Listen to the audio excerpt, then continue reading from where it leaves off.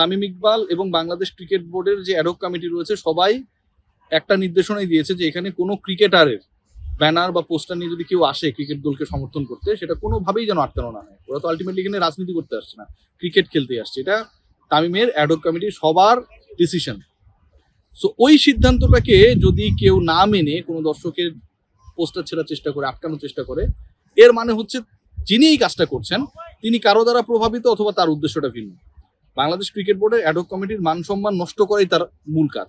বাংলাদেশ জয় পাচ্ছে, ওয়ানডে সিরিজে জিতেছে, আমরা আজকে দেখেছি ফিউচার স্টার্সরা মাঠে ছিল, অনেক ভালো ভালো কাজ হচ্ছে, ক্রিকেটারদের বেতন বেড়েছে, নারী ক্রিকেটারদের সিকিউরিটি এনশিওর করার কাজ চলছে, প্রিমিয়ার লিগ মাঠে করাবে 4 তারিখ থেকে।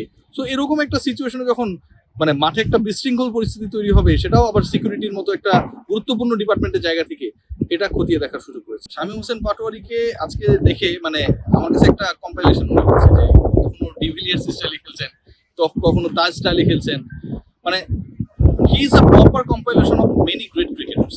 এখন শুধুমাত্র যদি এটাকে ক্যারি আউট করতে পারে, আজকে যেভাবে ম্যাচটা শামীম জিতিয়েছে, মনে হচ্ছিল যে বাংলাদেশের টার্গেটটা যেন 18 ওভারেই অ্যাচিভ করতে হবে, এবং সেই লক্ষ্যেই তিনি যেন খেলেছেন। 13 বলে 31 রানের এই ইনিংস এবং the way he played, the way he selected his shots, আমার কাছে মনে হয় it was a very really great. Parvez Hossain ইমনকে নিয়ে আসলে অনেক কিছু বলার আছে। মানে আপনি খেয়াল করে দেখবেন যে এই ছেলেটা কিন্তু আপনার ওয়ান ডেতে ছিল না। আবার পারভেজ হোসেন ইমন হচ্ছে এমন একজন ক্রিকেটার যার ওই 4 নাম্বার পজিশন নিয়ে অনেক আলোচনা সমালোচনা রয়েছে, আজকে যদি তিনি বাজে ব্যাট করছেন। এখন এই পারভেজ হোসেন ইমন বেসিক্যালি কি, পারভেজ হোসেন ইমনের পরিচিতি তো অ্যাজ অ্যান ওপেনার। সেই ছেলেটা জাস্ট টি-20 দলে নিজেকে ইফেক্টিভ রাখার জন্য, ইফেক্টিভ করার জন্য যে পরিবর্তনটা করেছেন, এবং সেই পরিবর্তনের ইন্টারন্যাশনাল ক্রিকেটে 146 দিন পর বাংলাদেশ খেলতে নেমেছে, সেখানটায় যেভাবে অ্যাপ্লাই করেছেন, এটা আমার কাছে মনে হয় যে সবচেয়ে টাফেস্ট জব ছিল। প্রথমত আপনি ওপেনার না, দ্বিতীয়ত আপনি 4-এও না, তৃতীয়ত আপনি 5 নম্বরে ব্যাট করতে নামলেন, এবং আন্ডার প্রেশার যখন তিনি ব্যাট করতে নামলেন, বাংলাদেশের তখন লাস্ট 10 ওভার্সে লাগবে 106-7 রান। সো ওই জায়গা থেকে 200 স্ট্রাইক রেটে ব্যাট করে আস্কিং রান রেট কমানো, 14 বলে 28 রান করা, পরের ব্যাটারদেরকে কনফিডেন্স দেয়া যে আগে যারা আউট হয়ে গেছে স্ট্রাইক রেট মেনটেন করতে পারে নাই, that is a different chapter. আপনি উইকেটে যদি টিকতে পারেন, রান করতে পারবেন, এই যে একটা অভয় দেয়া, আমার কাছে মনে হয় ইমনের ব্যাট থেকে বাংলাদেশের রেস্ট অফ দ্য ব্যাটার্স এবং ইনিংস পেয়েছে, অন্য ধাঁচে ব্যাট করেছে এবং ওই যে কোপ্পানা মতো ব্যাট করেছে, ঠিক আছে। এবং দুটো গুরুত্বপূর্ণ পার্টনারশিপে কিন্তু তার একটা বড় রোল ছিল।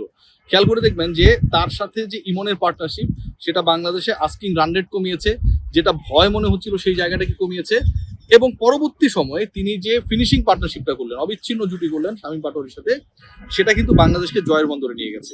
সো এখানটায় দুটা জিনিস ইম্পর্টেন্ট, একটা হচ্ছে আপনি নিজে অপরাজিত ছিলেন, আপনি নিজে 50 পেয়েছেন, ম্যান অফ দ্য ম্যাচ হয়েছেন, আবার আপনি আপনার তুলনামূলকভাবে কম এক্সপেরিয়েন্স দুজন ক্রিকেটারের সাথে আপনি জুটি করেছেন, ফাইনালি জয় নিয়ে আপনি মাঠ ছেড়েছেন।